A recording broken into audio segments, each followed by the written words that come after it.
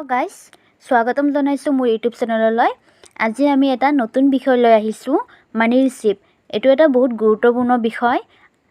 ইয়াতে কিনো থাকিব লাগে, কি গুৰুত্বপূৰ্ণ বিষয় আছে ইয়াতে, ভিডিঅ'টো সম্পূৰ্ণ চাই থাকিব।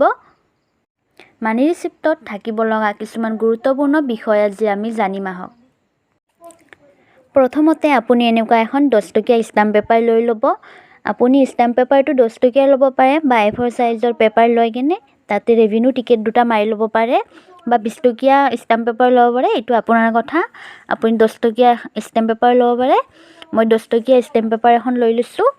ইয়াতে লিখি ল'ব মানি ৰিচিপ্ট বুলি। এনেকৈ পইচাটো দি আছে, তেখেতৰ নাম, এড্ৰেছ, তেখেতৰ গোটেই অল এড্ৰেছটো আপুনি লিখি ল'ব ইয়াতে।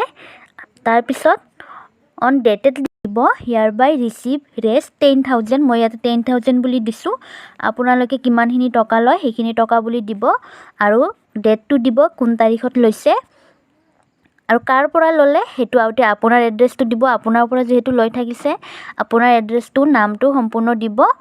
দিয়াৰ পিছত আপুনি ৰিজনটো দিব, কি পাৰপছত আপোনাৰ পৰা পইচাটো লৈ আছে তেখেতে, সেই ৰিজনটো দিব। এনেকৈ দি দিলে হ'ব। বিজনেছ পাৰপছত লৈ আছোঁ বা আপোনাৰ যি পাৰপছত লৈ থাকে আপুনি পাৰপছটো দিব।